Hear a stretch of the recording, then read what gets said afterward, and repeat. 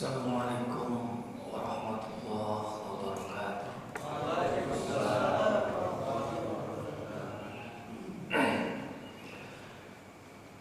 Alhamdulillah alladzi amarna bittaqwa wa nahana 'an ittiba'il hawa. Asyhadu an la ilaha illallah wahdahu la syarika lah wa asyhadu anna Muhammadan 'abduhu wa rasuluh alladzi la nabiyya ba'dahu amma ba'd. Qala Allah Ta'ala fil Qur'anil Karim, a'udzu billahi minasy syaithanir rajim. Wa'bud rabbaka hatta ya'tiyakal yaqin. Wa qala aidan innal ladzina yastakbiruna 'an ibadati sayadkhuluna jahannama dakhirin. Ma'asyiral muslimin, bapak-bapak, ibu-ibu, jamaah taklim Masjid Al-Muhajirin yang sama-sama mengharap ridho Allah Subhanahu wa Ta'ala. Puji syukur pertama-tama kita panjatkan kehadirat Allah yang Maha Ghafur, Maha Pengampun, Maha Rahman, Maha Rahim, Maha Pengasih, Maha Penyayang. Biidznillah,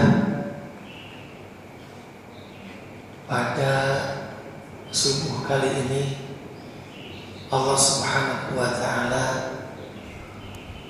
mempertemukan kita di tempat yang mulia ini, yaitu masjid. Sebagaimana yang dikatakan oleh Rasulullah SAW, bahwa masjid adalah sebaik-baik tempat. Masjid adalah merupakan tempat yang paling Allah cintai, dan orang yang di dalamnya mereka orang-orang yang Allah cintai, yang Allah sukai. Ma'asyiral muslimin, insyaallah dalam kesempatan yang baik ini saya ingin sama-sama dengan Bapak dan Ibu memperhatikan beberapa ayat suci Al-Quran dan juga hadis Rasulullah SAW yang terkait dengan tugas utama kita sebagai hamba Allah. Siapapun kita, apapun posisi kita, tugasnya sama, yaitu beribadah kepada Allah Subhanahu wa Ta'ala. Pertama, kita bisa memahami dari ayat 56 surah Az-Zariyat. Allah Subhanahu wa Ta'ala berfirman, a'udzu billahi minasy syaithanir rajim, wa ma khalaqtul jinna wal insa illa liya'budun. Tidak aku ciptakan jin dan manusia kecuali agar mereka beribadah kepadaku. Ayat yang semakna dalam surah Al-Baqarah ayat 21. Ya ayuhan nas u'budu rabbakumul ladzi khalaqakum wal ladzina min qablikum la'allakum tattaqun. Wahai segenap manusia, beribadahlah kalian kepada Tuhan kalian, yaitu Tuhan yang telah menciptakan kalian dan orang-orang sebelum kalian, agar kalian menjadi orang-orang yang bertakwa. Dari ayat ini dapat dipahami bahwa siapapun kita, apapun posisi kita, tugasnya sama, beribadah kepada Allah Rabbul Alamin.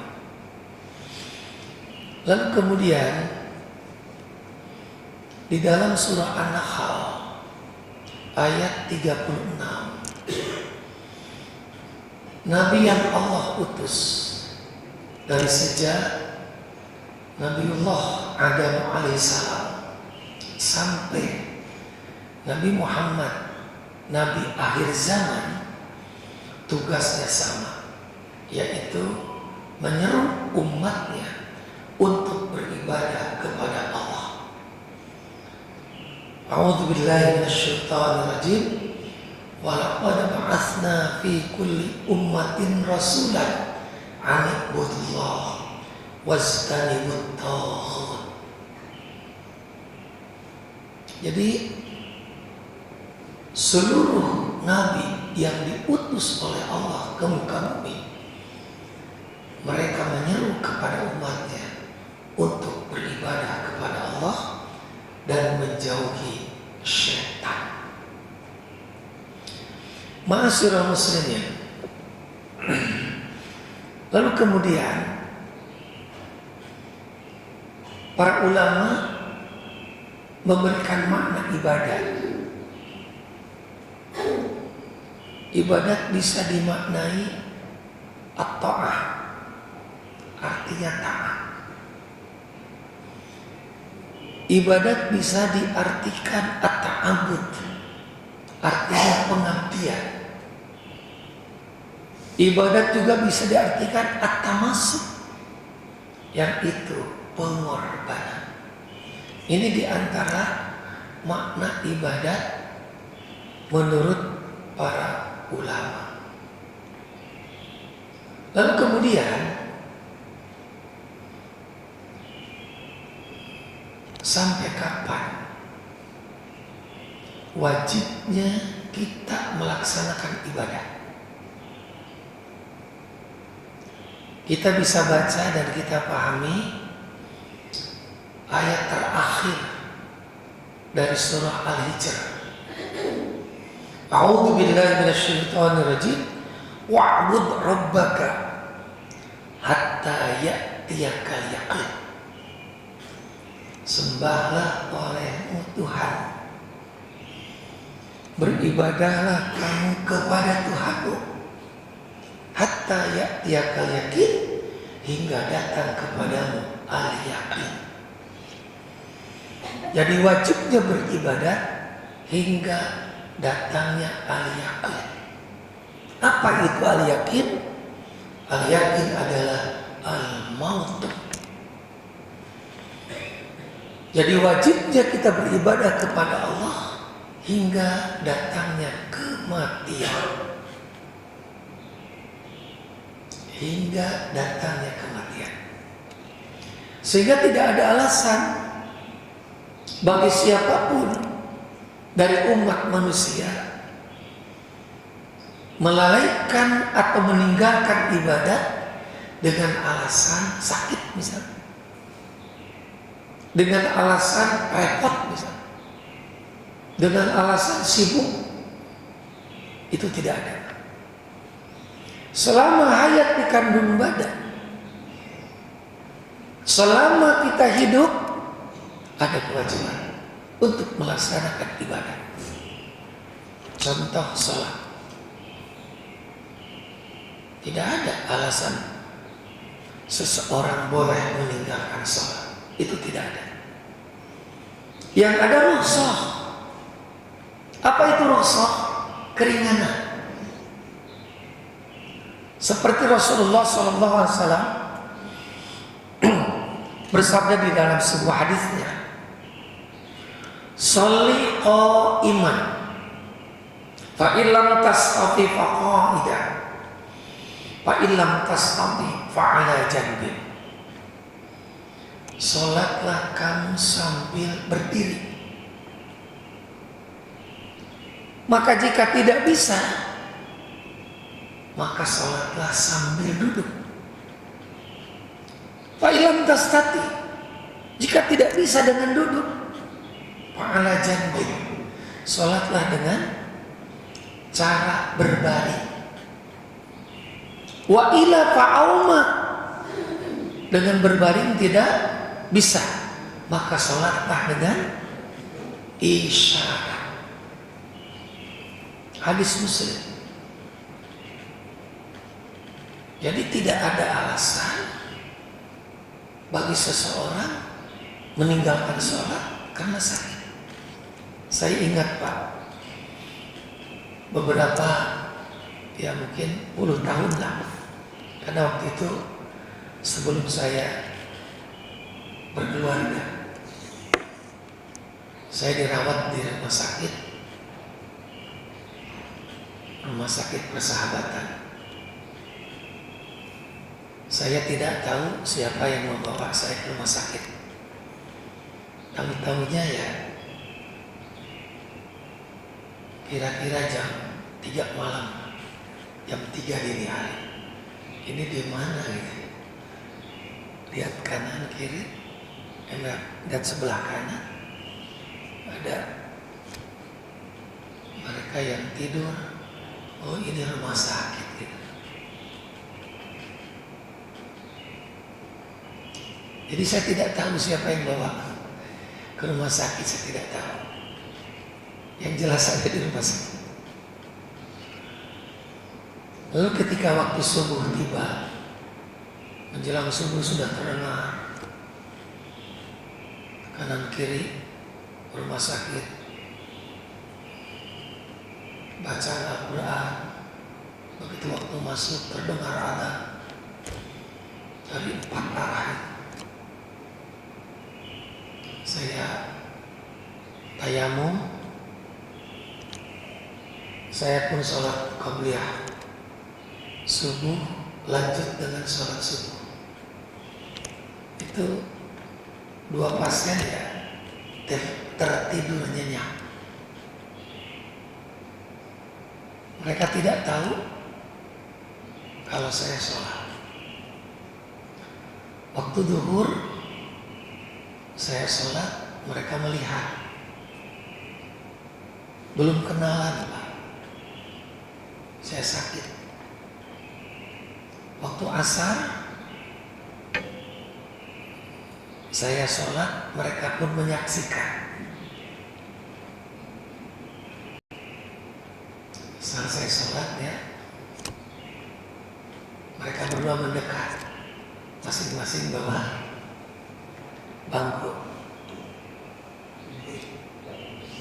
Lalu tanya, yang satu dia mahasiswa UI Fakultas Kedokteran, Fakultas Hukum. Yang satu lagi salah seorang karyawan di Depak, kalau bukan Depak ya, Departemen Agama. Lalu tanya,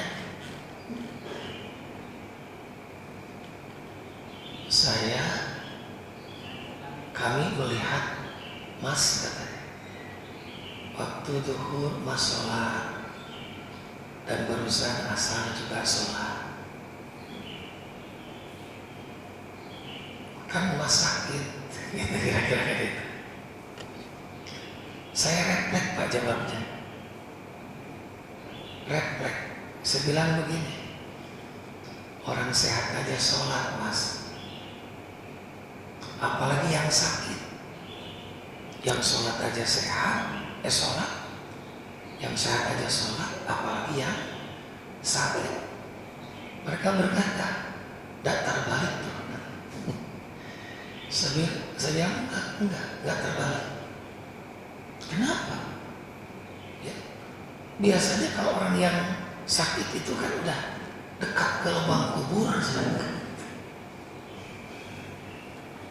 Mereka berkata, saya sudah 12 hari mas di sini. Yang satu lagi sudah 8 hari. Selama kami di sini kami tidak sholat karena kami sakit. Jadi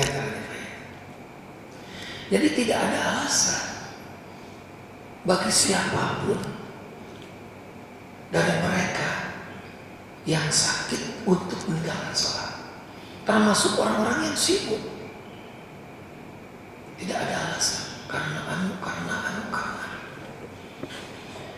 wa'bud rabbaka hatta ya'tiyakal yaqin. Beribadahlah kalian kepada Tuhan kalian. Sembahlah olehmu Tuhan hatta ya'tiyakal yaqin, hingga datang kepadamu al-yaqin. Mungkin Bapak Ibu juga punya pengalaman. Masih ada atau masih banyak orang yang meninggalkan sholat di saat mereka berada di atas kendaraan seperti pesawat, saat berangkat umroh, saat berangkat haji. Masih ada Pak. Bahkan banyak mereka yang tidak sholat. Coba kalau kita lihat hadis Rasulullah SAW pernah sholat di atas punggung untanya. Di atas punggung untanya. Padahal unta itu dikendalikan sendiri. Bisa diberhentikan. Beliau bisa turun dari unta tersebut. Untanya diikat lalu kemudian sholat. Tapi beliau tidak. Beliau pernah sholat di atas punggung untanya. Di saat sabar. Ini menunjukkan memberikan contoh supaya tidak ada alasan bagi umatnya karena di atas kendaraan lalu kemudian mereka meninggalkan salat. Ma'asyiral muslimin, sembahlah olehmu Tuhan hingga datang kepada al-yaqin. Lalu kemudian, kenapa maut disebut al-yaqin?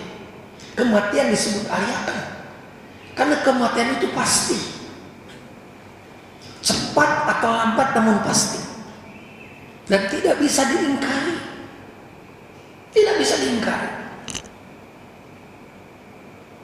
Allah berfirman di dalam Al-Quran surah Al-Jumu'ah ayat 8. A'udzu billahi minasyaitonir rajim. Qul innal mauta alladzi tafirruna minhu fa innahu mulaqikum. Tsumma turadduna ila 'alimil ghaibi wasyahadah fa yunabbi'ukum bima kuntum ta'malun. Katakan oleh Muhammad, sesungguhnya kematian yang orang-orang lari dari kematian itu, orang-orang takut dengan kematian itu, fa innahu mulaqikum, sesungguhnya kematian itu akan menemui kamu. Setiap kamu akan ditemui kematian. Siapapun kamu, siapapun kita. Kapan? Tidak tahu. Di mana? Tidak tahu. Tadi saya sedikit berbincang dengan beliau ini. Ada salah seorang ustaz, ya, justru meninggalnya di saat sedang ceramah begini, memberikan bimbingan, memberikan nasihat-nasihat agama, lalu meninggal. Masya Allah, indah Pak. Kapan? Tidak tahu. Di mana? Tidak tahu. Dan ingat, kematian itu tidak harus tua dulu. Banyak orang-orang yang masih muda pun meninggal dunia. Bahkan bayi baru lahir. Mati tidak harus sakit dulu. Banyak orang-orang yang sehat pun mati. Mati tidak harus taubat dulu. Ahli maksiat pun banyak yang mati. Sembahlah olehmu Tuhanmu hingga datang kepadamu kematian. Karena itu wajibnya kita beribadah selama hayat di kandung badan. Lalu bagaimana ketika kewajiban, ketika tugas pokok ini dilalaikan, diabaikan? Maka Allah berfirman dalam Al-Quran surah Al-Mu'min, Al-Mu'min ayat 60. Innal ladzina yastakbiruna an ibadati sayadkhuluna jahannama dakhirin. Sesungguhnya orang-orang yang menyombongkan diri dari ibadah kepadaku, sayadkhuluna, pasti mereka akan masuk jahannama, jahannam. Sayadkhuluna jahannama, pasti mereka akan masuk jahannam, dakhirin, yang sangat hina. Saya baca dalam tafsir, Pak. Jadi orang yang sombong menurut ayat ini adalah mereka orang-orang yang enggan beribadah. Di saat orang lain sholat, lalu dia tidak sholat.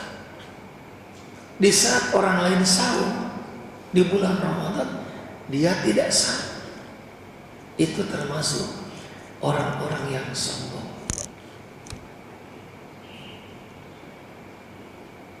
Ya, maka dipastikan masuk jahanam. Ma'asyiral muslimin,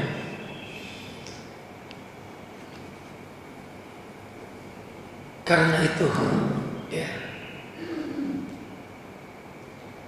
kewajiban beribadat ini, baik itu ibadah yang disebut dengan hablum minallah maupun hablum minannas, ini menjadi prinsip yang tidak boleh ditinggal. Tidak boleh ditinggal. Lalu kemudian Imam Al-Ghazali, beliau mengatakan, memahami dari ayat 165 dari surah Al-Baqarah. Di situ dijelaskan bahwa orang mukmin adalah mereka orang-orang yang sangat mencintai Allah. Al-Baqarah ayat 165. Nah, Imam Al-Ghazali memahami dari ayat itu bahwa seseorang dikatakan mukmin yang mencintai Allah, cirinya diantaranya adalah senang beribadah. Ini mukmin. Seperti hadirnya di sini, ini adalah kesenangan. Ibadat bagi dirinya bukanlah beban, tapi ibadat adalah kebutuhan. Bagi orang mukmin sangat yakin bahwa ibadah adalah kebutuhan. Ketika ia sholat bukan untuk yang lain, atau sholat kita bukan untuk Allah, saum kita bukan untuk Allah, taklim kita bukan untuk Allah, ibadah haji dan umrah kita bukan untuk Allah. Itu semuanya adalah untuk kita. Kenapa? Allah tidak butuh kita. Allah tidak butuh kita, tapi kita yang butuh Allah. Kita tidak butuh. Maaf, Allah tidak butuh kita, tapi kita yang butuh Allah. Infak, sedekah yang kita keluarkan bukan untuk orang lain, untuk kita. Seandainya seluruh umat manusia yang ada di bumi ini taat kepada Allah, beribadah kepada Allah, itu tidak akan menambah kehebatan Allah. Sebaliknya ketika seluruh umat yang ada di bumi ini bermaksiat kepada Allah, tidak akan mengurangi kehebatan Allah. Ingat, Allah tidak butuh kita, tapi kita yang butuh Allah. Ibadat bukanlah beban, ibadah adalah kebutuhan. Ma'asyiral muslimin, sedikit saya ingin cerita kisah seorang sahabat Nabi Sallallahu Alaihi Wasallam yang bernama Sya'ban.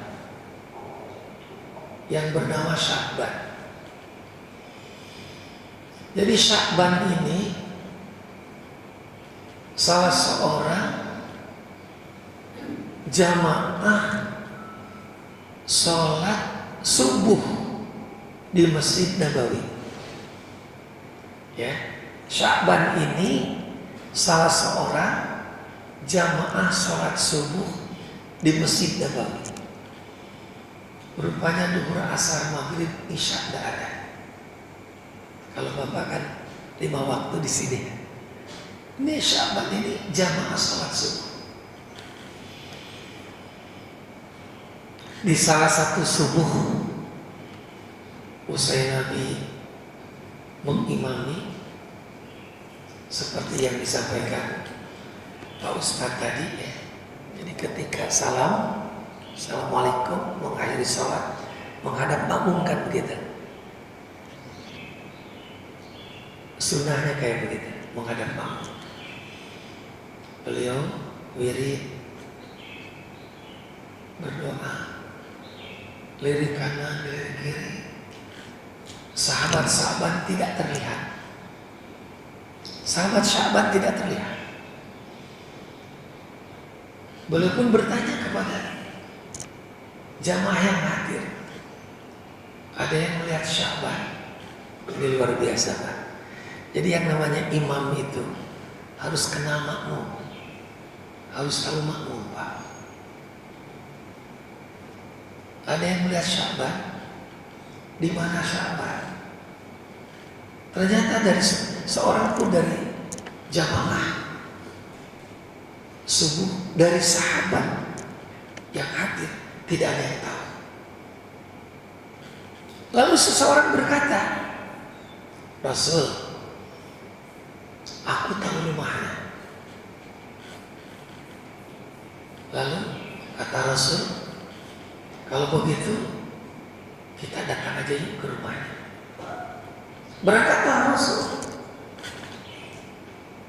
Berangkatlah Rasul bersama rombongan menuju rumah Sya'ban.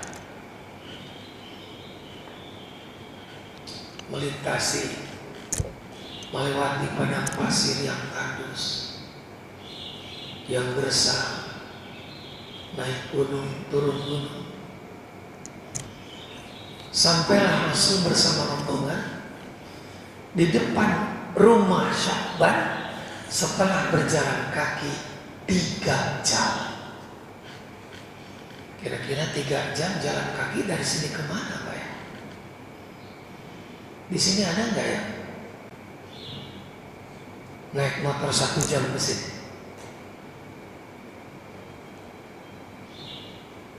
Sampai di depan rumahnya setelah beliau dan rombongan berjalan kaki 3 jam, melewati padang pasir yang tandus, yang kering. Lalu Rasul pun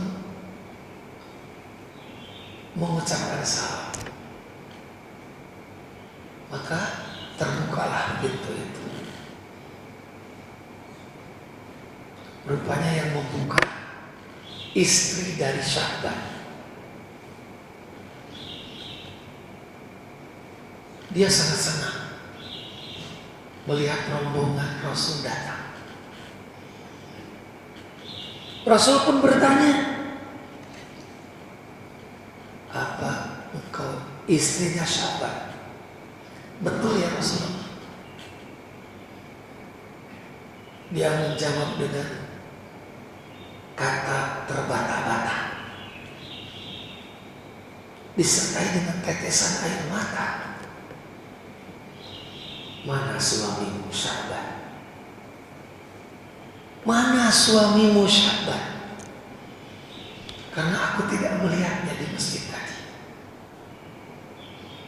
Masya Allah, pemimpin Pak. Istrinya menjawab, suamiku baru saja selesai dikuburkan. Suamiku baru saja selesai dikuburkan. Berarti ketidakhadiran untuk sholat subuh karena meninggal. Kalau kita kira-kira tidak hadirnya ke masjid karena apa? Karena gerimis, habis jalan. Baru saja suamiku selesai dikuburkan. Masya Allah ya. Berarti bagi Sya'ban untuk bisa ke masjid pulang pergi dibutuhkan waktu 6 jam. Dengan melewati padang pasir tadi yang sekali-kali naik gunung, turun gunung. Karena itu Sya'ban tidak hadir di sholat duhur, tidak hadir di sholat asar, maghrib dan isya. Hadirnya di sholat subuh. Itulah kebutuhan. Itulah kebutuhan. Tidak ada alasan untuk tidak ke masjid karena jauh. Sya'ban sangat yakin ibadah adalah kebutuhan. Hadirnya ke masjid bukan untuk orang lain. Hadirnya ke masjid bukan untuk Allah, tapi untuk dirinya sendiri. Ma'asyiral muslimin, mungkin ini ada Pak Gun ini yang punya pengalaman. Coba Pak Gun melihat atau pengalaman dia sendiri ya, melakukannya, melihat, memperhatikan jemaah haji atau umrah, bagaimana semangatnya ketika di Mekah untuk hadir di haram. Insya Allah semangat.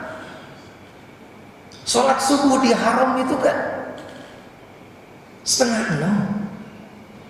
Sholat subuh di haram itu 5:30. Berangkat menuju masjid jam berapa? Jam 2 sudah mulai mandi Pak. Jam 2 sudah pada mandi. Jam 3 berangkat. Cuman 1 kilo, cuman sekilo. 2 kilo, cuman 2 kilo berjalan mereka. Katakan mereka itu jarak dari hotel ke haram, katakan 3 kilo. Katakan 3 kilo. Di Mekah ya, katakan 3 kilo. Bis enggak ada, jalan Pak. Pulang pergi ya 6 kilo. Saya pernah itu di salah satu apa istilahnya ya, daerah yang disebut dengan hijrah.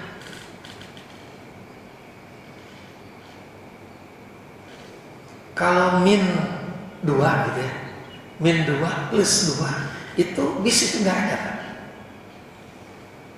2 hari sebelum haji ya, tanggal 8, dan 2 hari setelah pulang dari Mina, bis itu nggak ada yang ngangkut jamaah itu, nggak ada. Itu jamaah jalan kaki tuh Pak. Cuman 4 kilo Ustaz. Cuman 4 kilo Pak. Jalan kaki pulang pergi itu. Semangatnya luar biasa. balik ke Kelapa Gading. Cuma 200 meter nggak hadir di masjid. Ya Pak ya? Tahu kemana tuh hajinya? Masyaallah muslimin. Jadi ibadat adalah kebutuhan, bukan beban. Lalu, Pak minum dulu ya.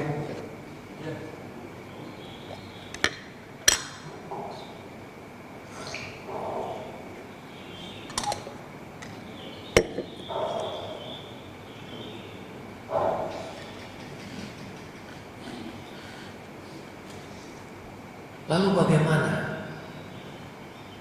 cara kita beribadah? Para ulama sepakat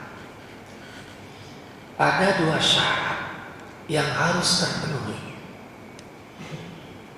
agar ibadah itu diterima, menjadi ibadah yang mabrur. Baik itu ibadah hablum minallah maupun hablum minnas. Ini disepakati oleh para ulama. 2 syarat ini harus terpenuhi. Yang pertama adalah ikhlas. Yang kedua mutaba'ah. Apa itu ikhlas? Ini ikhlas ini agak sulit diartikannya Pak. Coba ikhlas menurut Bapak Pak. Ini ikhlas itu bahasa Quran Pak. Ikhlas itu bahasa hadis. Kalau bahasa Kelapa Gadingnya apa ikhlas Pak? Ikhlas ya. Orang Kelapa Gading mengartikan ikhlas apa Pak? Ikhlas. Jadi ikhlas apa Pak? Tulus. Ya ikhlas.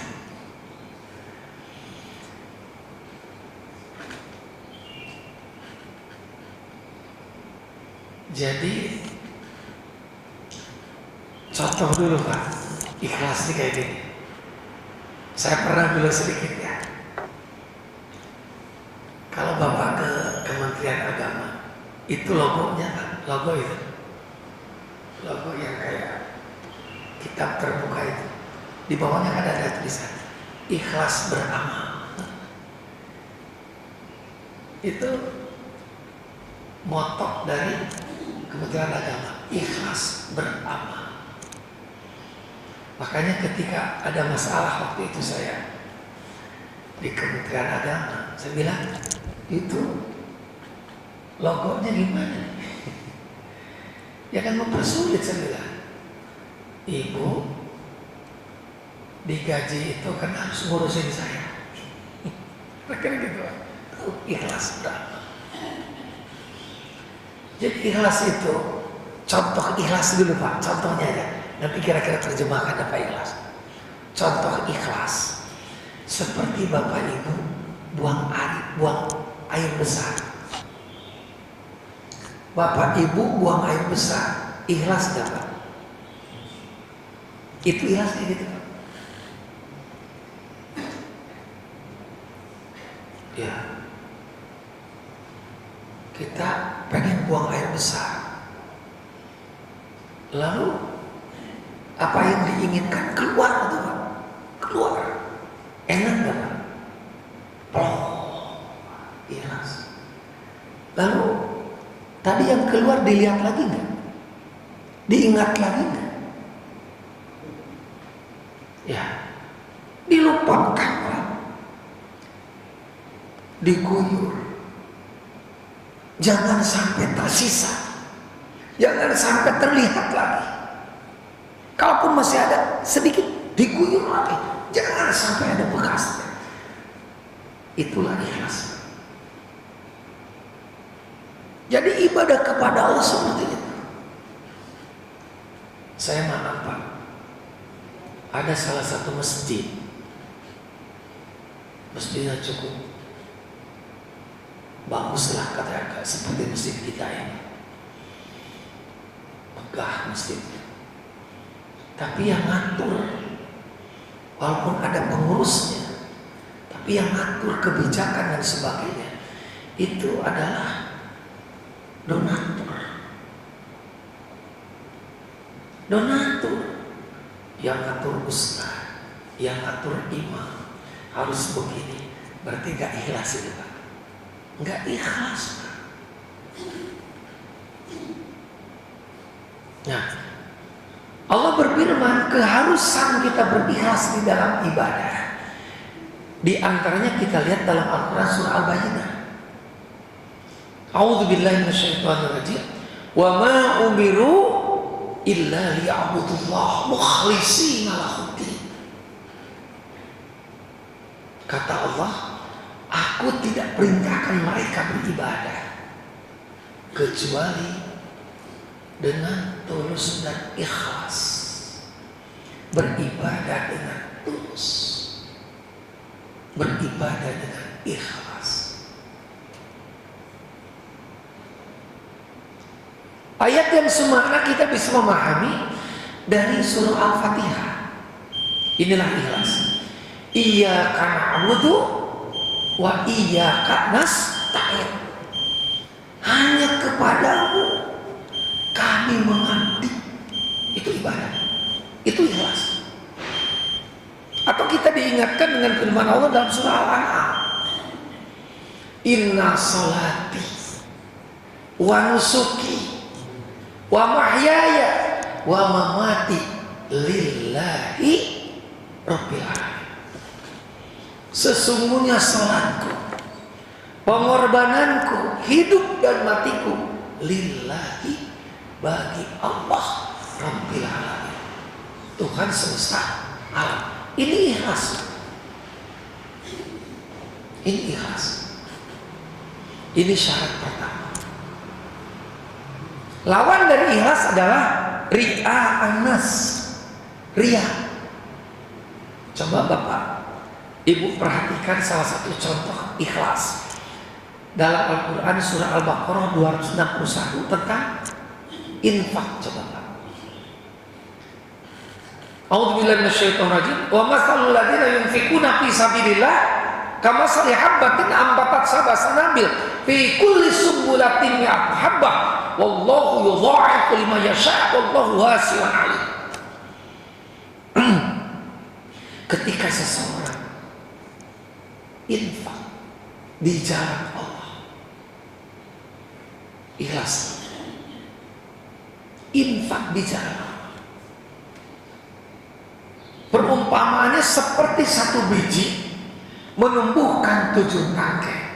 Tiap-tiap tangkai ada 100 biji. Artinya dilipat gandakan oleh Allah. Sebaliknya ketika ria'an nas, itu ayat 264-nya. Pamasalu kamasali safwanin alaihi turab fasabahu wabilun fatarakahu salda.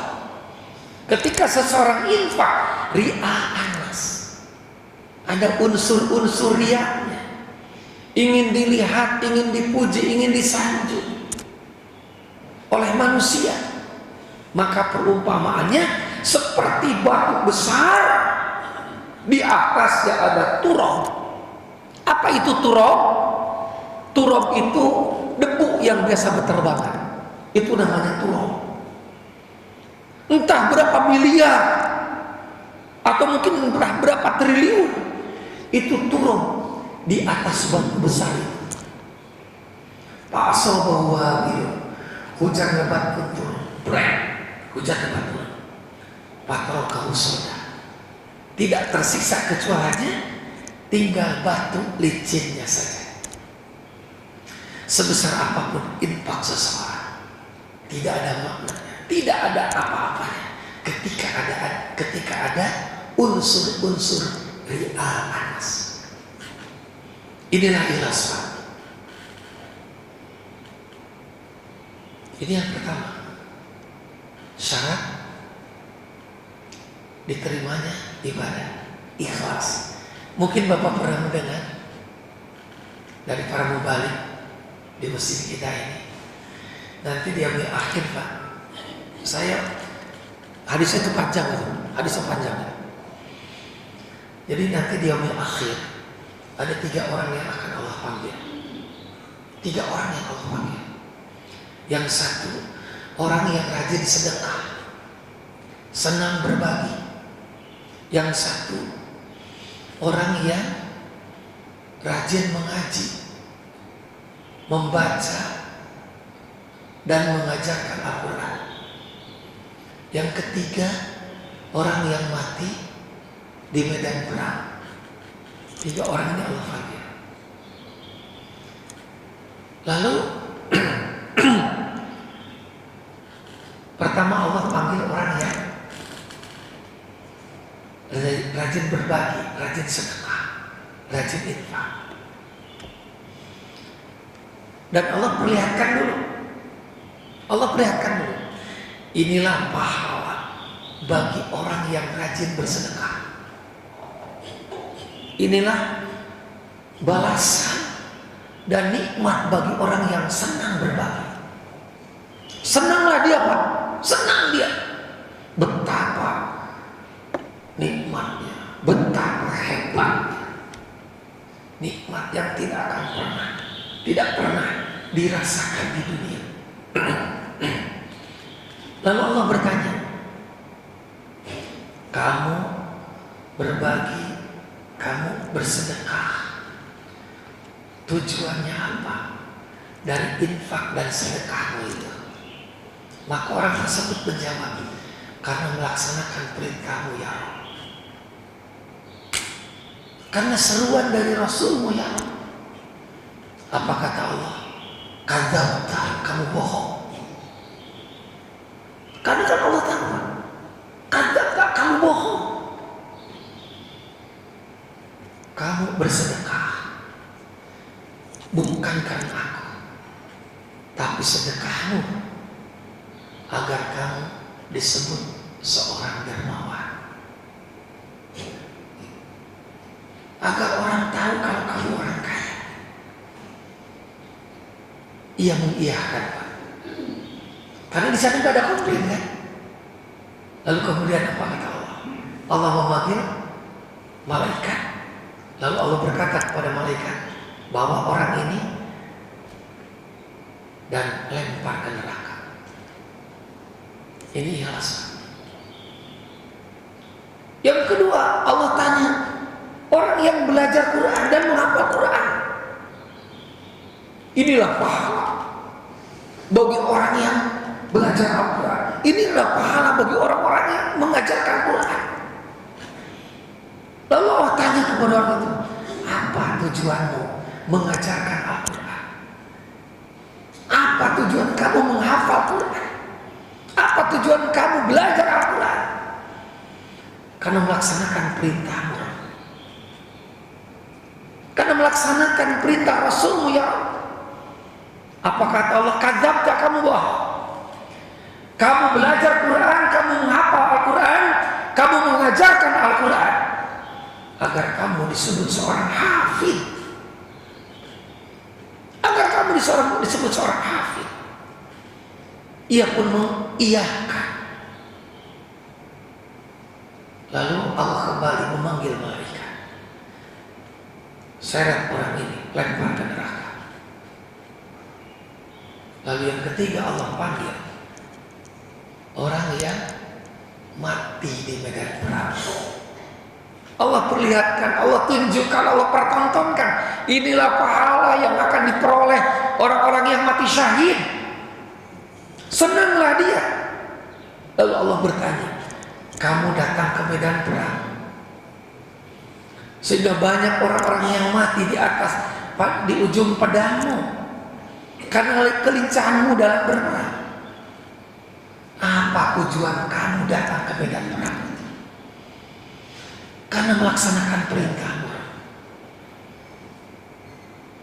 karena merespon panggilan Rasulmu ya Allah. Apa kata Allah? Kadzabta, kamu bohong. Datangnya kamu ke medan perang karena kamu agar disebut pahlawan, seorang pemberani. Kembali Allah memanggil malaikat, bawa orang ini seret, lempar ke neraka. Inilah ikhlas. Jadi syarat pertama sekecil apapun ibadat kita, ikhlas. Kehadiran Bapak di sini. Ketika Bapak, Ibu infak dan sedekah, lupakan seperti orang tadi buang air. Yang kedua, syaratnya adalah mutaba'ah. Apa itu mutaba'ah? Menjadikan Rasul sebagai uswah di dalam beribadah. Menjadikan Rasul sebagai contoh dalam ibadah. Baik itu ibadat yang hablum min Allah maupun hablum min nas. Terutama ibadat yang hablum min Allah seperti sholat, seperti haji. Hablum min Allah ya, seperti haji, seperti umrah. Sholat misalnya, kalimatnya gimana Pak? Solu kamar aitumuni usolli. Jadi kalau kita sholat harus sebagaimana Nabi.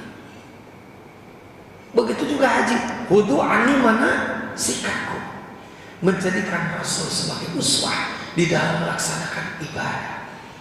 Pertama kita bisa melihat dalam Al-Quran surah Al-Hasan ayat 7 keharusan mengikuti Rasul. Yang kedua adalah surah Al-Ahzab ayat 31. Yang ketiga surah Al-Imran ayat 31. Maaf, Al-Ahzab 21 ya. Al-Imran 31 dan surah Al-Ahzab ayat 71. Keharusan menjadikan Rasul sebagai uswah di dalam beribadah. Inilah mutaba'ah. Apa janji Allah kepada seseorang yang melaksanakan ibadah dengan mutaba'ah? Janji Allah dan Rasulnya. Pertama, ketika seorang melaksanakan ibadah, pertama akan menjadi ibadah yang Allah terima. Menjadi ibadat yang diterima oleh Allah. Yang kedua, Allah akan mencintai. Yang ketiga, Allah akan mengampuni dosa-dosa. Yang keempat, akan memperoleh keuntungan yang besar. Dan yang kelima, akan memperoleh pahala seperti pahala orang yang mati syahid. Inilah dua syarat Bapak Ibu diterimanya ibadah. Pertama adalah ikhlas. Yang kedua mutaba'ah. Ibadat mengikuti cara-cara Rasul. Saya kira mungkin ini saja Pak ya. Ini mudah-mudahan pengajian atau pertemuan kali ini merupakan silaturahmi yang bisa berlanjut ya di lain kesempatan. Saya kira mungkin ini ada yang ditanyakan Bapak. Mangga Bapak.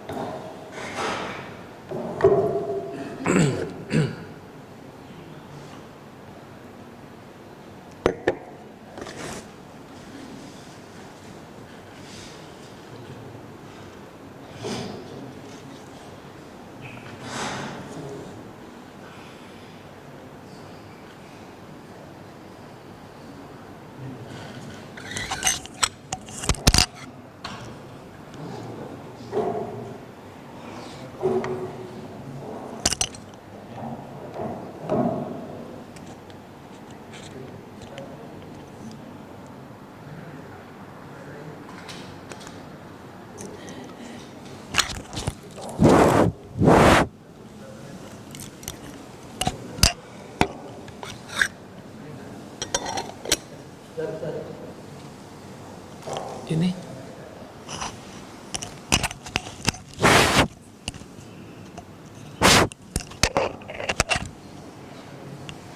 nah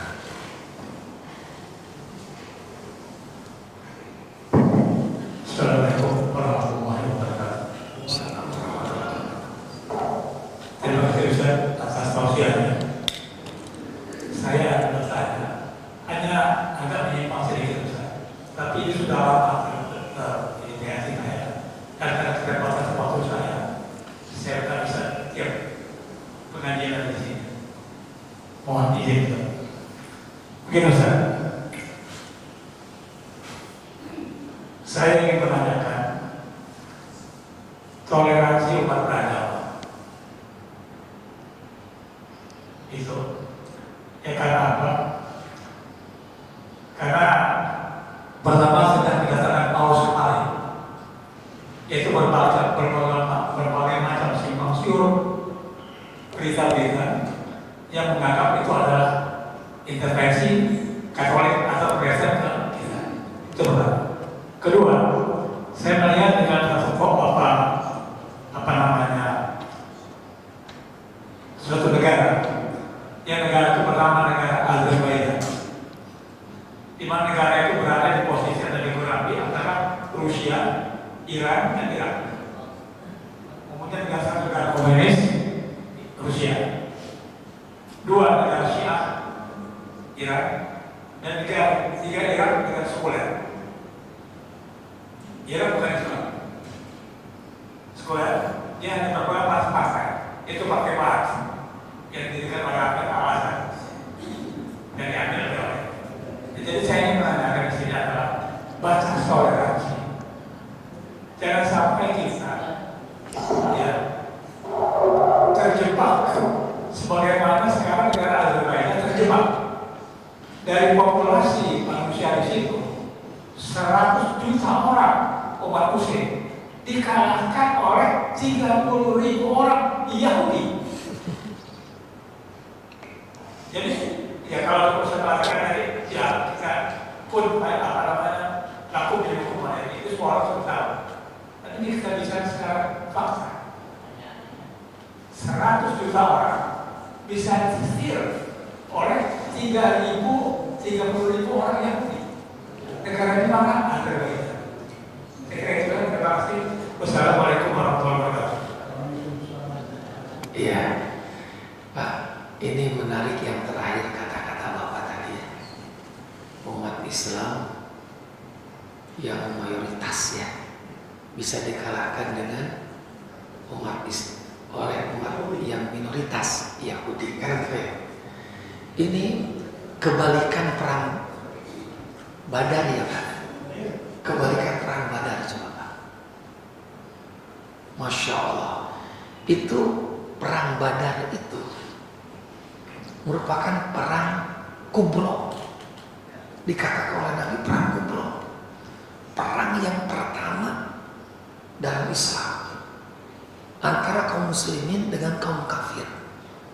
Dan ketika perang Badar yang memimpin tentara Islam langsung Rasulullah kan, maka disebut Ghazwa. Itu umat Islam saat itu Bapak tidak lebih dari 313 tentara. Umat Islam tidak lebih dari 313 tentara. Sementara tentara kafir itu tidak kurang dari 900 k. Bayangkan. Tentara kafir tidak kurang dari 900 tentara. Tentara kaum muslimin yang dipimpin Rasul tidak lebih dari 313 tentara. Dan itu terjadi peperangan di bulan Ramadan, di saat umat Islam melaksanakan ibadah salat. Bagaimana akhir dari peperangan itu? Menang kan? Umat Islam menang kan? Menang. Artinya yang minoritas bisa mengalahkan yang mayoritas. Kenapa? Nah ini Pak jawaban. Yang namanya ya inilah yang disebut dengan umat Islam militan. Karena militan Pak. Ketika militan ya maka disitulah adanya pertolongan Allah. Jauh dari sifat-sifat yang disebut dengan al-wahnu. Ternyata Pak, al-wahnu ini penyakit yang sangat kronis Pak. Tidak ada penyakit yang lebih kronis daripada al-wahnu. Katakan jantung, liver dan sebagainya. Itu Pak tidak mustahil, justru dengan penyakit itu seseorang bisa mengantarkan bisa bisa memperoleh surga, Pak. Betul. Tapi al-wahn ini bahaya luar biasa, Pak. Penyakit yang sangat kronis itu apa? Hubbud dunya wa karahiyatul maut. Nah, inilah kondisi umat Islam saat ini hampir di seluruh dunia sudah terjangkit penyakit al-wahn. Maka besar tapi kecil, besar tapi kecil, tidak ada kekuatan apa-apa punten, termasuk di negara kita saat ini. Maaf, Pak, untuk punya pemimpin yang lempeng dan susah di kita, Pak. Ingin punya pemimpin yang lempeng aja susah, Pak. Kenapa? Sudah terjangkit dengan penyakit al-wahmi tadi. Hubbud dunya wa karahiyatul maut. Dan inilah sifat Yahudi. Ya. Yang namanya sekuler, liberal, kan ada di sini, Pak. Al-wahmi. Karena al-wahmi itu menghalalkan segala cara, Pak.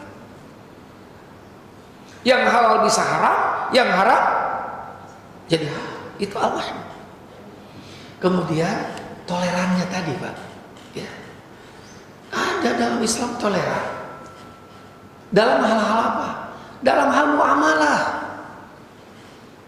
Kalau dalam hal muamalah harus toleran, Pak. Tapi kalau sudah berbicara akidah, ibadah, no. Contoh, dulu ketika Nabi berkuasa di Madinah, pertanyaannya, ada nggak di sana orang Yahudi, Pak? Di Madinah ada orang Yahudi nggak? Bani Quraidah, Bani Kuneko kan itu Yahudi, Yahudi Madinah. Ya. Tapi Nabi apa? Duduk bersama, Pak, dengan mereka dalam hal muamalah. Mereka terlindungi, walaupun mereka minoritas, mereka dilindungi, mereka tidak dianiaya. Tidak ada hadirat Rasulullah. Tapi kalau sudah berbicara akidah, tadi ayatnya, lakum dinukum waliyadin. Pak, Rasul tidak akan diusir, Pak. Rasul tidak akan diusir dari Mekah ke Madinah. Atau Rasulullah tidak akan berpindah hijrah dari Mekah ke Habasah, dari Mekah ke Taif, lalu kemudian dari Mekah ke Madinah. Tidak akan, Pak. Kalau Rasul mau. Kalau Rasul mau.